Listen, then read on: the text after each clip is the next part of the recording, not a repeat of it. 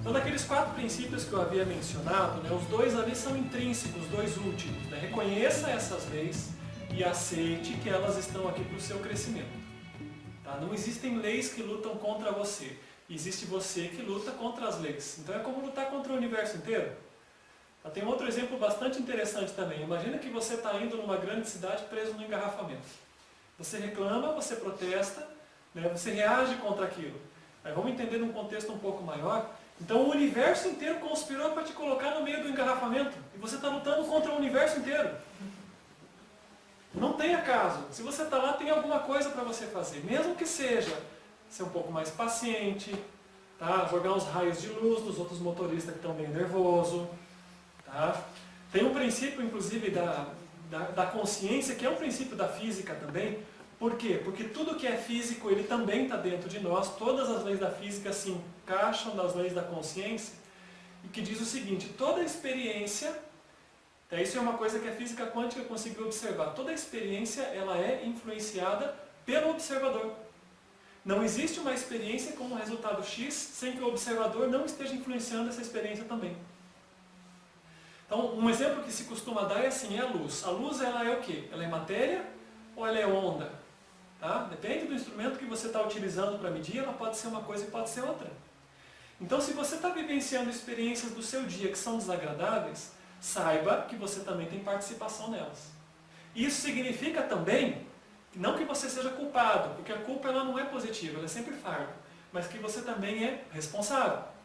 Então, se você assumir a responsabilidade pelo que acontece em volta, quando você mexe no seu nível de consciência, você muda a experiência que você está vivenciando também. É a lei da atração. Se não existisse raiva dentro de si, você não ficava com raiva de situações externas. E possivelmente não veria situações de raiva também. Tá? Os grandes iluminados costumam dizer assim, eles nem veem as falhas das pessoas. Porque eles são perfeitos, eles são puros. E quando você é puro, tudo é puro. Quando você tem imperfeição, a imperfeição se reflete também.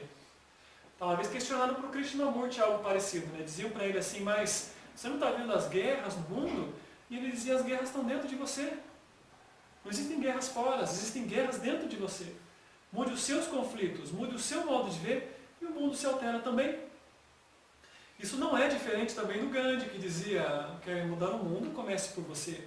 Então esse conhecimento, gente, da mudança interna, ele está implícito em todos os ambientes. Falta a gente procurar entender, afinal de contas, por que eu não estava fazendo daquele jeito antes. Tá? E é justamente por quê? Por falta de autoconhecimento, de olhar para dentro. Então a primeira parte, eu peguei a questão assim das leis cósmicas. Todas as leis que eu mencionei, elas estão dentro e elas estão fora. E elas interagem e se correspondem. Tá? Por isso eu mudo dentro, eu mudo todo o contexto de fora através de todas essas leis que a gente já mencionou.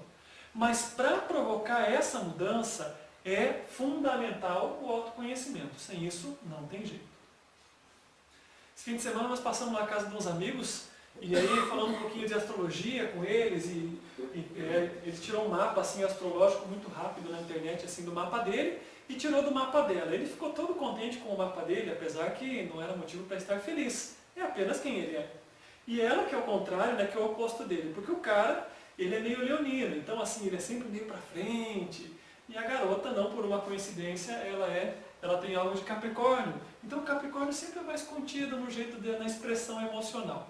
Aí ela olhou assim para o mapa dela, a gente explicou, ela colocou a mão na cabeça e falou assim, puxa, e agora o que eu faço? Eu falei, é simples, você tem que se autoconhecer. O que você vê no mapa não é bom, não é ruim, é energia. Tá? O que a gente coloca no fogo para fazer o feijão? Ele é bom quando ele está ali. Ele é péssimo quando ele está queimando a casa. Então é a gente que direciona o potencial que nós temos. E o autoconhecimento ele faz isso, é ele que dá essa possibilidade de você saber quem você é, quais são os seus talentos, aonde estão as suas falhas. Se você não entrar nesse caminho, ninguém te muda. Tá? Se você buscar um psicólogo, ele não vai mudar você. Ele vai devolver para você a sua carga psicológica, talvez ele fale um pouco sobre os seus conflitos e quem sabe mencione a origem como pai e mãe. Conforme a gente mencionou na nossa abordagem, não. Você é responsável pelas projeções que você está fazendo no seu ambiente. Tá? O autoconhecimento é o que vai trazer assim, né? Quem sou eu, porque eu existo e, por último, né, uma resposta fundamental, porque essas circunstâncias elas estão acontecendo agora, nesse exato momento na minha vida. Tá? Eu já mencionei, tudo é merecimento. É merecimento estar aqui hoje e aqueles que não estão também merecem não estarem aqui. Tá? Até com algumas pessoas que eu conversei falaram assim, nossa, esse conhecimento está sendo bacana, vai me acrescentar, ótimo. E aí a gente percebe que no momento em que a gente está preparado, o mestre vem. Então a gente não precisa buscar um mestre nem um guru. Mude.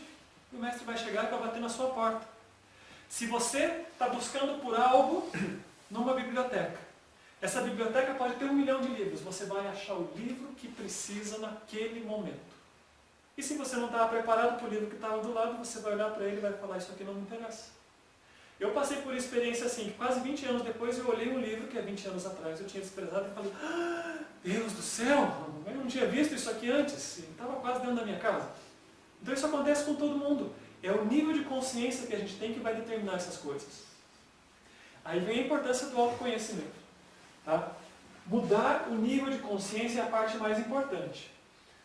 Tá? E para entender isso é que a gente precisa diferenciar o que é a consciência, o que é o ego, e aqui tem um termo que deve ser novo para a maioria, que é a Sankara. Tá? Geralmente ele é associado com o ego, embora eles tenham uma pequena diferença. Tá?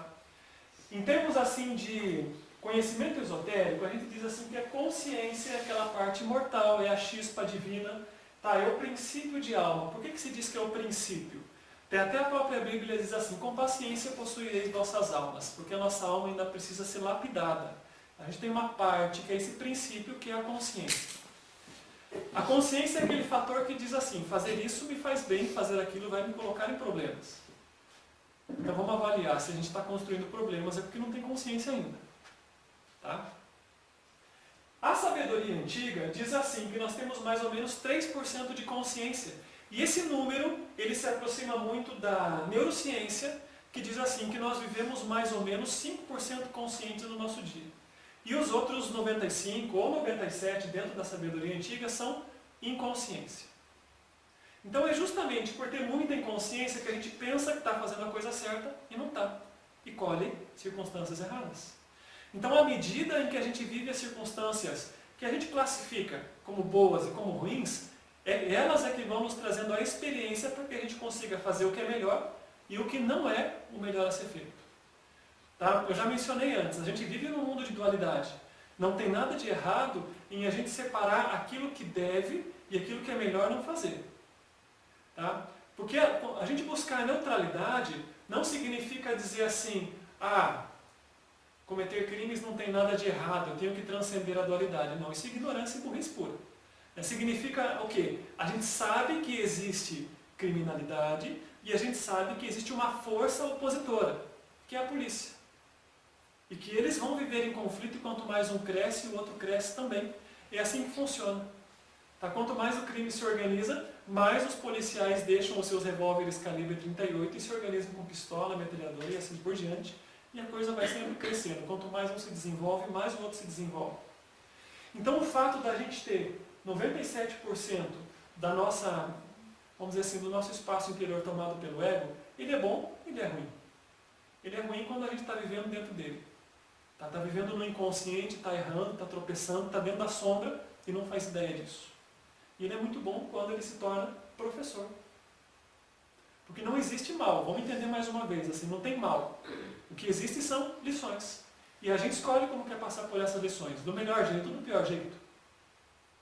Tá? Então, todos nós, como seres humanos, habitantes do planeta Terra, né, somos responsáveis pelo ambiente inconsciente coletivo e da sociedade em que a gente vive. Que pode não ser o ideal, mas ele cumpre o seu papel. E esse papel, inevitavelmente, ou você acorda com ele por bem, ou o universo vai produzir o despertar, e vai ser do pior jeito. Tá? Mas então vamos lá. O ego, dentro desse contexto, ele é justamente aquilo que proporciona, tem duas definições bem bacanas que a filosofia hindu dá para ele. Primeiro se diz assim, o ego é ilusão da separatividade. É aquilo que diz eu e você. Esse é o ego. Tá? Dentro desse contexto da filosofia hindu. E também diz assim, que é o condicionamento aos 5 sentidos. Então, enquanto eu me separo do resto, e eu vivo apenas nos 5 sentidos, eu estou vivendo imerso na experiência do ego. Por que eu digo separação? Porque todos nós somos um. Todos nós viemos de uma mesma fonte, que é o que a ciência chama do Big Bang, um ponto que eles não conseguem compreender, porque é inconcebível, para a nossa mente imaginar assim que o espírito vagava no meio do vazio e de repente ele explode e ele forma a criação. Tá? Mas assim como as nossas 70 trilhões de células do nosso corpo, elas vão formar uma unidade, tá? Da mesma maneira todos os seres vivos, a nível cósmico, eles também formam uma unidade. É por isso que antigamente se dizia que todos somos um. Então o ego é o que dá para nós essa ilusão de separação, que diz eu aqui, você ali. Tá? Eu sou melhor do que você. Eu tenho mais do que você. Você é pior do que eu. Ou tem pessoas que têm a neura diferente, né? Eu não mereço. Tá? Esses são os que acreditam que são piores do que o resto. Mas ele está se separando do mesmo jeito. O ego é responsável pelo principal distúrbio que nós temos, que é o medo. Tá? Se costuma dizer assim, ó, o medo gera raiva. A raiva gera vícios. E os vícios podem ser qualquer um. Pode ser desde uma TV, pode ser a comida, pode ser um vício emocional. Qualquer um. Tá? E os vícios geram a isenção de responsabilidade. Alguém vai resolver o meu problema. Tá? Então o ego é a origem do transtorno, é a sombra, é aquilo que a gente preferia esquecer, porque se ele não tivesse na jogada, não tinha sofrimento. E o danado fica na mente. Então a gente poderia dizer assim, a mente e ego é a que nos dá o nó hoje o tempo inteiro. Mas, entre a mente, que está num plano abstrato, e a matéria, existe um mediador, que são as emoções, ou é o plano astral, é o que cola as coisas. Então a gente pensa algo, sente e materializa. Enquanto a gente pensa algo e sente algo diferente, não concretiza. Tá? Vou dar um exemplo para vocês entenderem. Vamos supor assim que a gente fazer uma prova. Pode ser um concurso, pode ser uma prova de Detran, pode ser qualquer coisa. Eu falo para vocês assim, eu estou bastante seguro.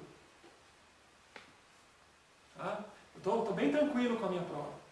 Pode ter minhas mãos, pode dar um frio na barriga, pode dar assim uma falta de ar ou um suor. Não importa o que eu digo. O corpo está manifestando a verdade. E a verdade é que eu estou com medo de fazer o negócio. Tá? Então, como é que a gente consegue entender um pouco mais dessa ambiguidade que a gente vive? A consciência, ela sempre se expressa no silêncio. O ego precisa de barulho. Como é que dá para afirmar categoricamente que todos os seres humanos vivem de forma inconsciente?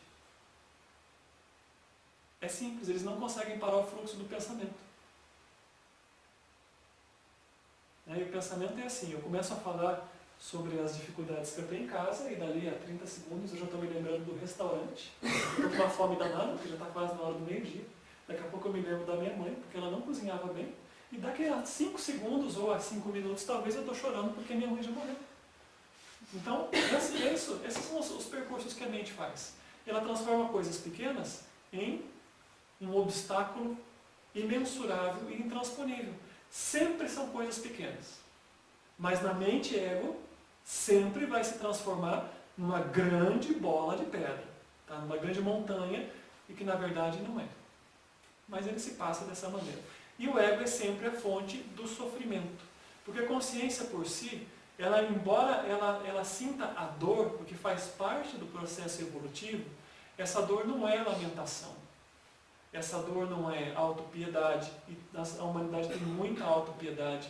Né? Coitadinho de mim, pobrezinho de mim, eu não mereço, que azar que isso aconteceu. Essas são as autopiedades do ego. Os seres humanos têm muito isso. Tá? E era para conseguir eliminar isso que os antigos iniciados, quando eles estavam entrando no caminho de esoterismo e de autoconhecimento, eles tinham que passar por provações. E as provações geralmente eram provações de vida. E acreditem, se você não estava preparado, o corpo ficava, e numa próxima encadernação você tentava passar de novo. É sinal que não estava na sua vez.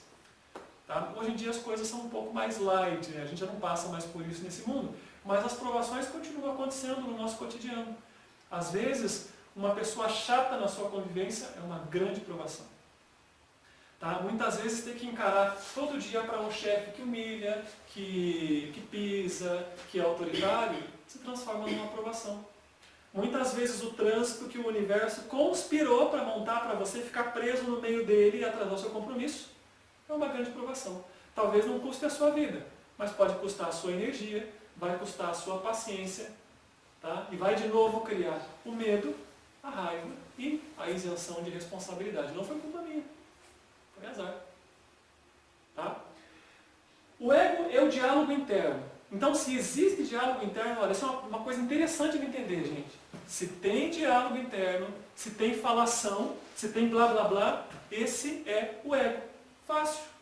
Moleza. Não tem falação? Está no silêncio? Essa é a presença. E a presença é consciência. O ego sempre é dualidade, porque ele separa. O ego é separatividade. Por isso eu tinha mencionado aqui, ó, ilusão da separatividade. É um condicionamento hindu. Quer dizer, é uma alegoria hindu. O que é a ilusão de separatividade? É quando eu acredito que aquilo que eu faço para os outros não afeta a mim.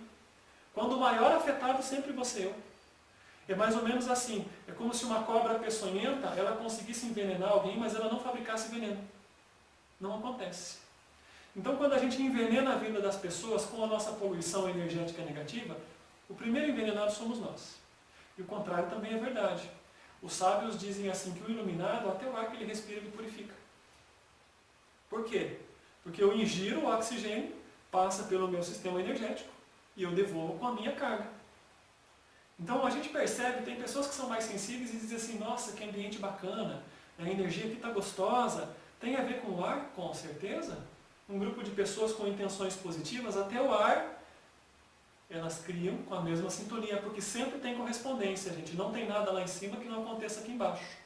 Tem a questão energética? Tem a questão dos chakras, tem a questão da aura, tem os pensamentos de todos, mas tudo isso tem uma ressonância no mundo físico. E aqui a gente chama isso de o ar que une a todos nós.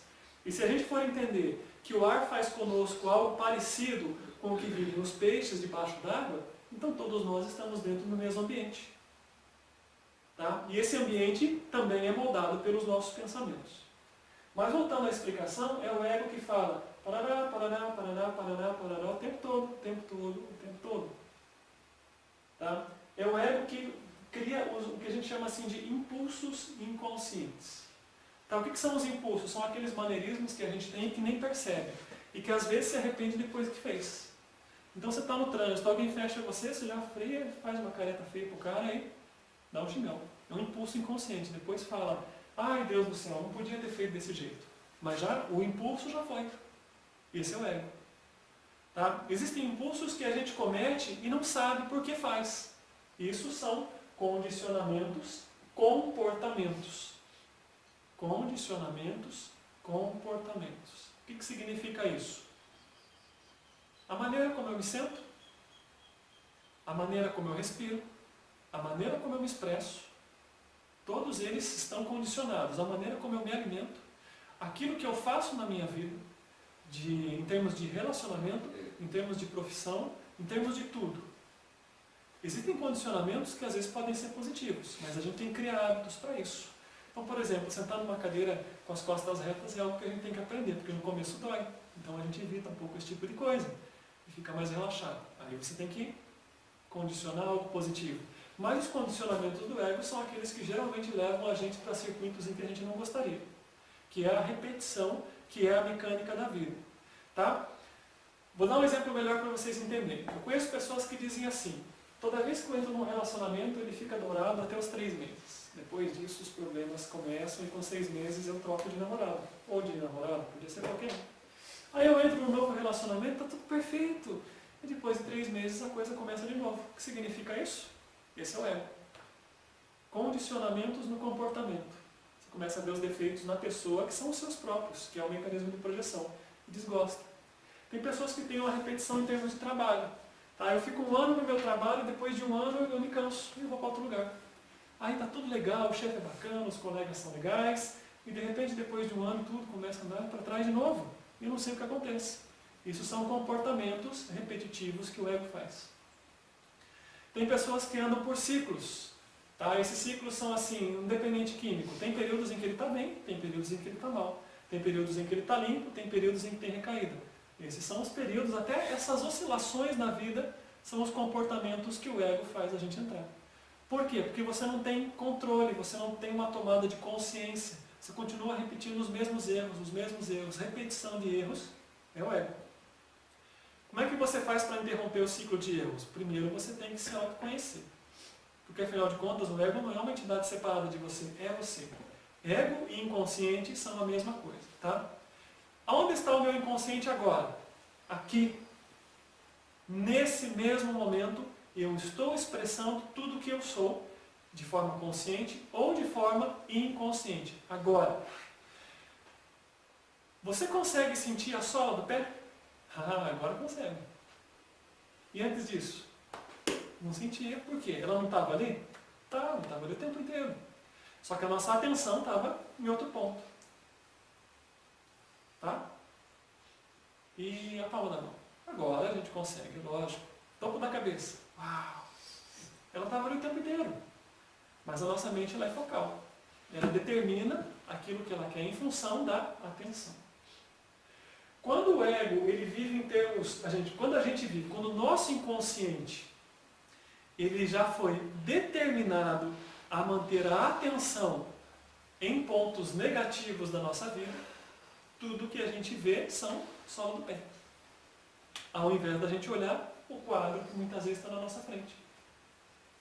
Quando a gente gravou nos nossos comportamentos, na nossa mente ego,